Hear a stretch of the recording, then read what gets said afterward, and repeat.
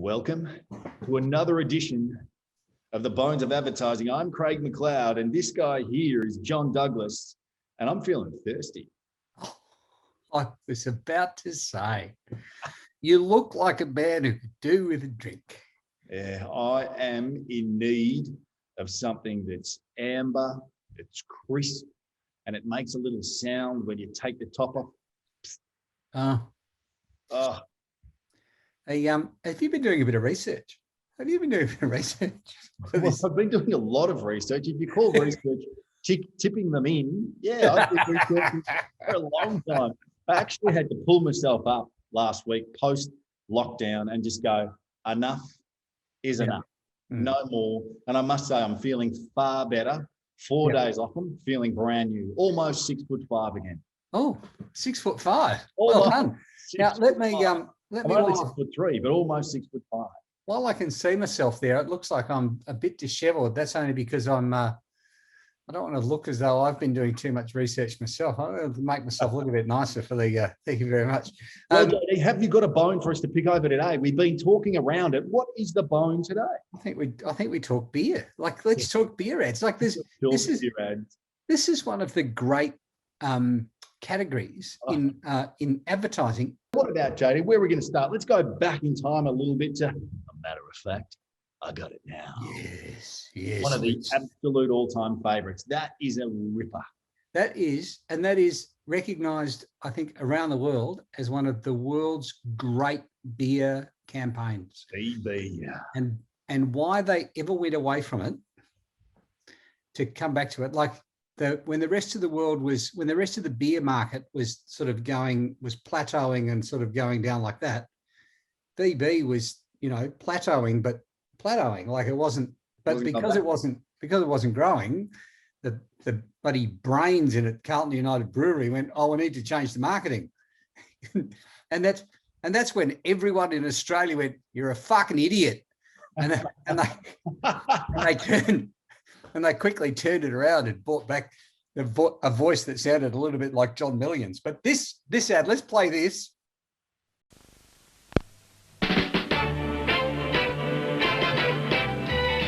You can get it riding, you can get it sliding, you can feel it coming on about 4. A hard-earned thirst needs a big cold beer, and the best cold beer is Bic Bitter. You can get it in a hole or up a pole. You can get it doing nothing at all.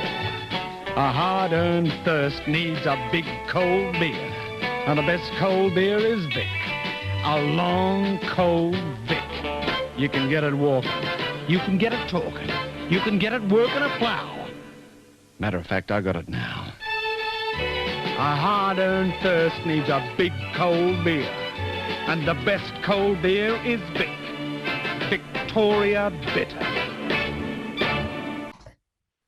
Isn't that just like dun dun dun dun dun dun dun dun dun? You can get it working. You can get it sliding. You can. Matter of fact, I got it now. Like, it's cold thirst needs a big cold beer, and the best cold beer is Bic. Victoria Bitter.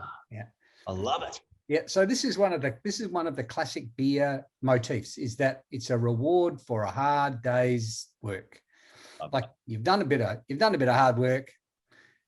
Let's have a beer. Like, it gave people permission to have a beer. Like, you want a beer? Have the best beer. Have a cold beer. On the lawn first, and then have a beer. Play a game of footy. Have a beer. Indeed. Do something tough and strong, then have a beer. Have a manly beer. Have a beer that's manly. Yep. Yep. This beer is man food.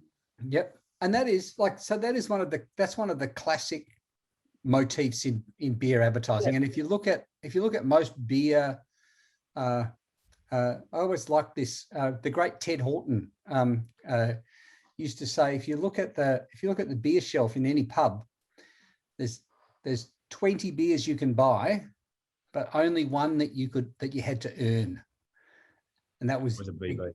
That was the VB. So it was like, this is the one that you earn, and there's always a sense of, no, I've done a bit of hard work, and feel like a beer, I'll get a VB. Nice. the other great motif is tradition. Like you go back into the history of the, yes, you're thinking exactly what I'm thinking. The hairy-legged monster. Yeah, we're not talking spiders from Mars either. No, We're talking Clydesdales. This is the ad that Budweiser ran after 9/11. So back in 2001, 2000, earlier 2002. Let's have a look. So this.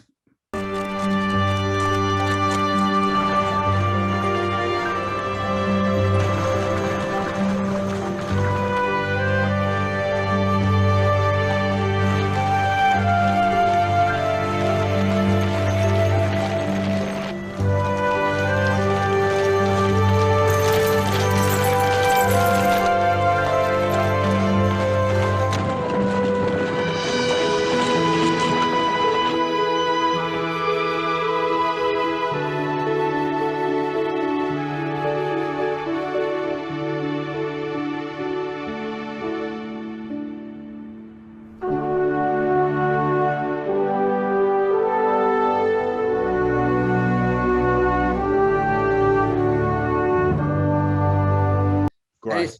Yeah. Oh, and as soon as you see the Clydesdales, every beer drinker in America goes, "Oh, I feel a little bit. Feel like I could do with a bit of beer. Better have a beer because the boys are out." Like, and they just do the beer. The Clydesdales bringing in the spirit of Christmas. What about the romance one where she gets taken away by her owner, the circus drags him away. Good luck, lover boy. Like, so many of them. Like, they've used it in so many different clever ways. They do, and that's a great brand motif. Yeah. But even Budweiser, so there's the traditional market. Yeah, there's that one. There. Really kind of old school America, who's grown up with it, who knows it. And then and then there's this. Able to pick up good yardage on the play. The best part of this defense is their defensive line and their interior Hello? linebackers. Hey, who? What's up? Nothing, B. Just watching the game, having a bud. What's up with you? Nothing. Watching the game, having a bud. True. True. What's up? What's up? Yo, who's that? Yo, pick up the phone. Hello? What's that? What's up? Yo, where's Dookie? Yo, Duke. Yo. What's up? What's that? Hold on. Hello?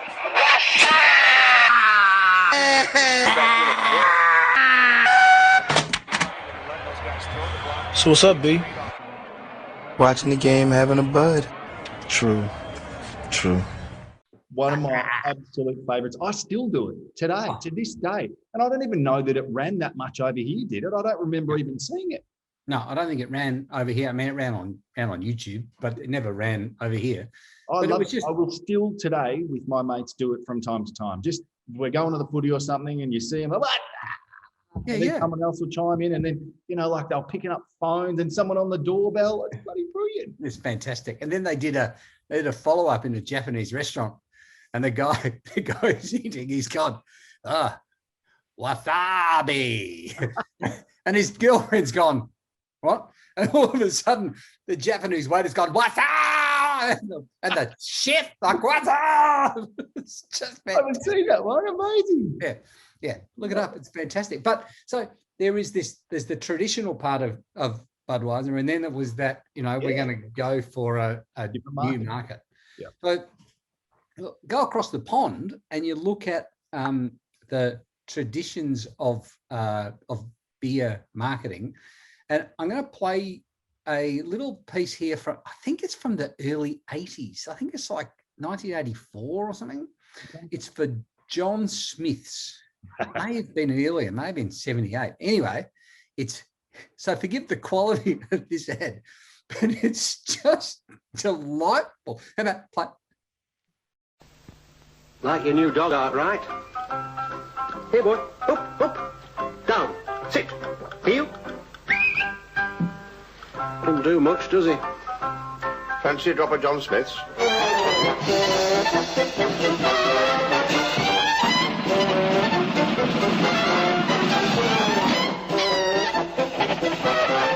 He just needs the right motivation.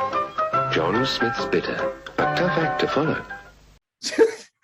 Oh, just needs a little motivation. Just needs a little motivation. That's cool. Yeah, wow. And so they did that. John Smith's became that delightful, like they started using humor in their ads. Yeah. They were still not like, you know, the biggest brewery in England, but they were like for a country that had like bucket loads of breweries all over the place, like And beer coming in from everywhere. Yeah. They held their own.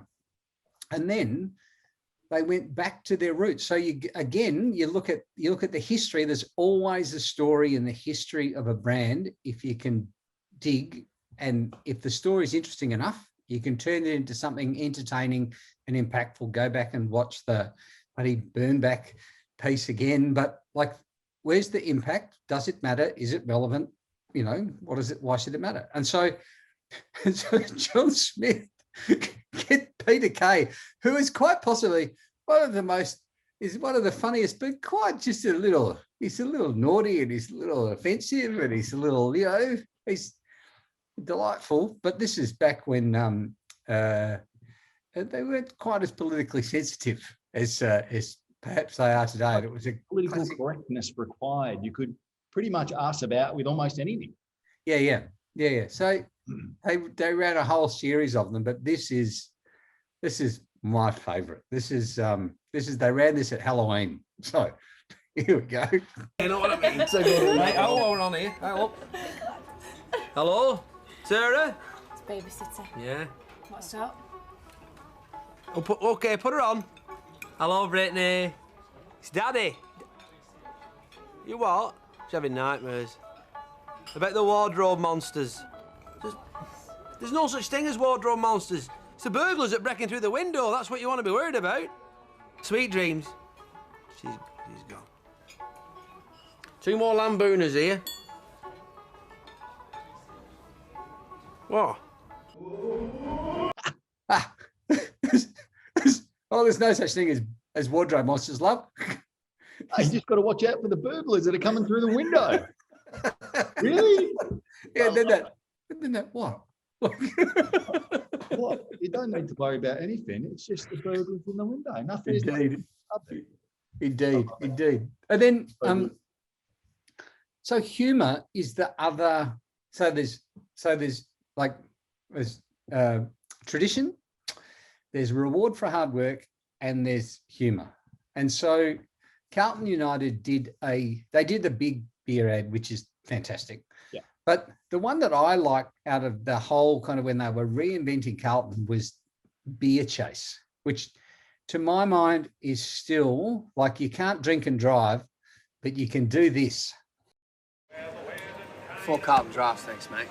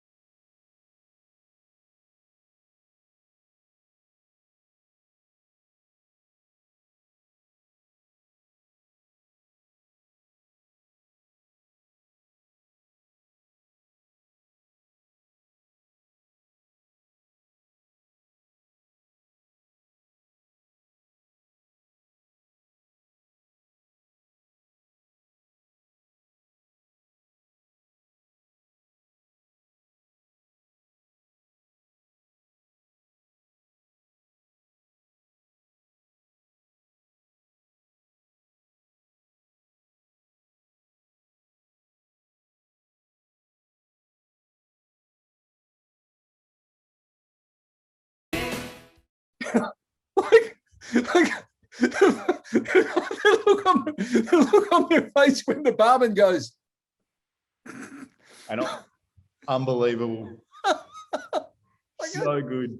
I just love, I think it's just ridiculous, but it's just it's everything that a funny beer ad should be. Did it make me want to be it? No, not really, but it made me think positively about Carlton. And if I was a Carlton drinker, I'd go, yeah, I'd be happy to be seen with a Carlton in my hand. So that's that. The other thing about beer ads, about beer advertising, is it just reinforces would I be ashamed to be seen with one of these in my hand at a pub?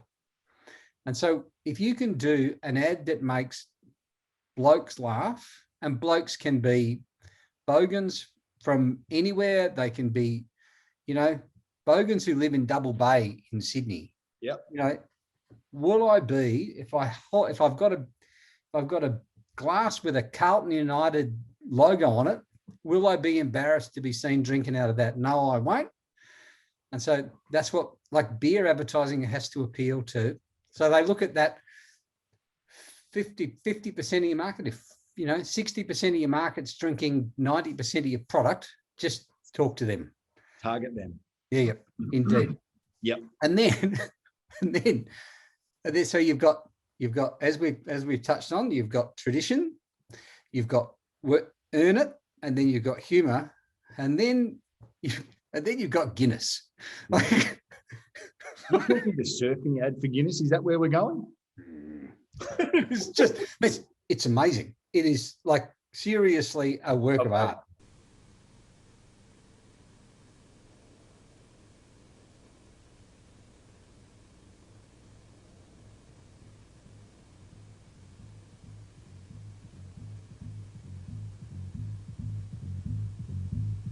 He waits. That's what he does. And I'll tell you what. Tick followed tock, followed tick, followed tock, followed tick.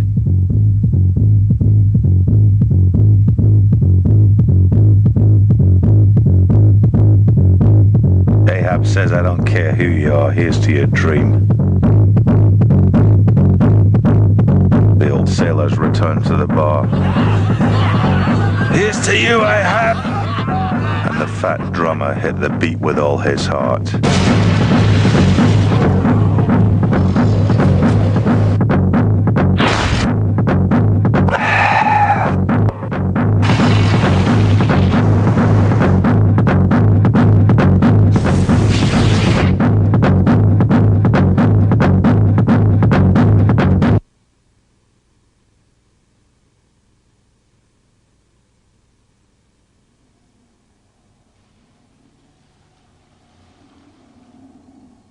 Here's to waiting.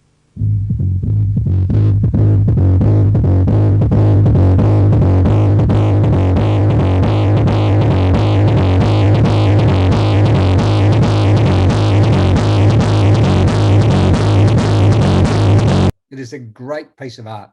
Yeah. Did it make me want to drink Guinness? No. Not as much as the other stuff we've seen from Guinness did, but creatively it was phenomenal. Oh, it was absolutely insane. And it made people, like, you'd be seen with a Guinness in your hand, and it's much easier to tell when you've got a Guinness in your hand than when you've just got a beer. Like, it's like, yeah, it's the you need a spoon black Guinness. And it's that whole Guinness have realized that the hardest thing to sell for people is that beer, you can pour a beer in like 2 seconds. But if you're going to be drinking Guinness and you're drinking Guinness properly, you have to, like, it's like television for drunks. Like, it's that like television for drunks. You just look at the glass and you just watch the whole thing settle, and it's like it's a magical mystery to it. It's beautiful. It is, and you got to pour it. Like, you got to pour it right, and it's got that thing in the can. Like, oh yeah, forget about it. Love it. Yeah. Do you want to talk to me next about the best billboard we've ever seen for the worst beer in the world? Probably. About that? probably the best beer in the world. I love that. I love that. It's like, it's a claim we make. It's probably mass-produced shit, but it may be the greatest beer billboard of all time if you're a beer drinker. Like Carlsberg, probably the best poster in the world is what they put on their advertising. Yeah. And they have a tap where you can pull beers. We'll show it right now. We'll put it up. Unbelievable. Brilliant. And he's got the Carlsberg probably on the G in the logo to get it, probably the best poster in the world. I love it. I thought it was just, I mean, it's brilliant. It's like when they do that, you know, Carlsberg doesn't do apartments, but if they were apartments, they'd probably be the best apartments in the world. It's like Carlsberg is a nice beer. Like it's not the worst beer in the world. I've overstated that, and I apologize to Carlsberg for saying that they're the worst beer in the world, but it's not the best beer in the world. It's nowhere near the best beer in the world. It's mass produced. It's, you know, anyway, we digress. We do. We digress. And we love it though. We love a digress. We love getting down the rabbit hole. I love the Corona. Oh yeah, the summer thing. Love it. That from where you'd rather be. Oh, and that beautiful sunsets and the way it's all art directed, and it's this beautiful, got this like hue of yellow over the top of it. It's just, I want to be there. And you know what? I hate Corona. I don't know why, but I just hate it. No, I hate the virus as well, but I hate Corona beer. But it definitely makes me look at it and go, need a beer. Yeah. Oh, it's the only beer poster I've ever seen that made me look at it at 8 o'clock in the morning and go, "Ooh, I could go a beer." Like I think we said that before recently. I do remember you saying it is like it's an episode. But isn't that one of the points of advertising? Is that reminds me, I better go to the pub. You know, like it reminds me of a holiday as well. I need to get on a holiday and I'm going to drink beer while I'm on that holiday. That's what it also does. Like there was some great posters done. Cooper's used to do really like fantastic posters. You know, that Cooper's Ale is that cloudy. It just says cloudy but fine. Like, you know, every cloud has a silver lining. Like they're just like they were fantastic. But this Corona ad was just, magnificent. I love that. I love the Guinness ads. Like we're talking about Guinness before.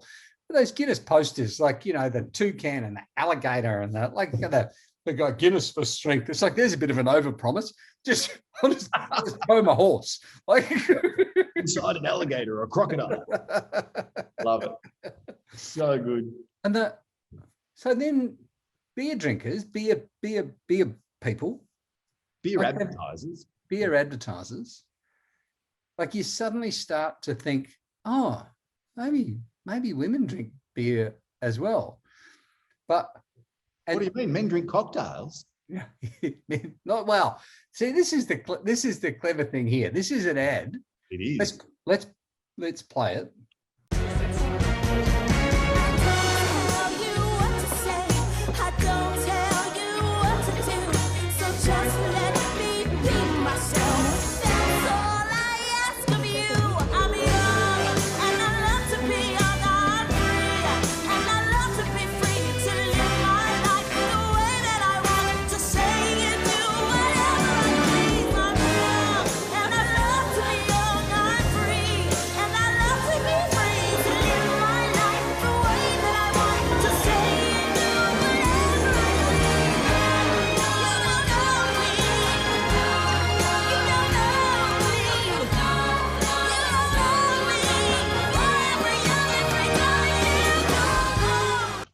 Here's an ad that throughout it, you just think, like, men drink cocktails. Yes, men drink cocktails. But if men drink cocktails, what does that mean? It means women drink beer. It's okay for women to drink beer, especially our beer. You know, like unbelievably good. And obviously what they're trying to do is do that whole switcheroo. But I think they do it fantastically well. Like how often does the waiter come and just drop the glasses and keep going? And before you know it, you're like, oh, no, that's yours, that's mine. But the way they do it's perfect. The lovely thing about the Heineken beer ad is they haven't said, No. they haven't said this is a beer that has been made specifically for women. This isn't a beer that we've adjusted so that it touches the specific part of the taste buds that, you know, women have. And it's like, no, women drink beer. Like, yeah, well, actually, men drink cocktails is what they say, which is even better. So smart. Yeah, yeah. Love it. Yeah. Yeah, I thought it was all fantastic. And there's so many. Like, there's just a huge amount of great. We could go on and on and on. But the thing to remember, if you're playing out there at home, the thing to remember, if you're playing along at home, if you're playing along at home, the key thing for beer advertising, as it is with most things that you see in public, is, am I going to be, will I be proud to be seen with this in my hand? Yeah, what we're trying to say here is that I want what I see myself as a brand to align with whatever this beer is portraying or selling. I want to connect. I want to know that this brand elevates my personal brand. I feel better because I've got this brand associated with me, or this product associated with me. It elevates me. Yeah, yeah. That is what a great brand can do. Exactly. That is why people eat Snickers bars more than they eat Moro bars. Exactly right, mate. 100%. And all of those ads we've seen today have all of those traditional elements we look for in advertising. You know, the cues that we often refer to, you know, that whether it's the voiceover of John Mellion or whether it's the green of VB, or whether it's the bottle of Heineken, or whether it's the label of Bud, or the G of Carlsberg, you know, or the green of Carlsberg. Like, it's all of these amazing cues that are woven into all these ads we're talking about to help us remember them at a time when we're going to do something, whether that's at 8 o'clock in the morning, driving past the bloody Corona billboard, whatever, but they're designed to make us remember them when we're ready to act. Indeed, indeed. The secret of advertising is in all beer ads. Makes me thirsty. I think I may have to go. Speaking of which, let's go and have a beer, my boy. That's another edition of the Bones of Advertising. Don't go change it. I won't. Don't go change it. I'll see you next week. Take care, mate. Cheers.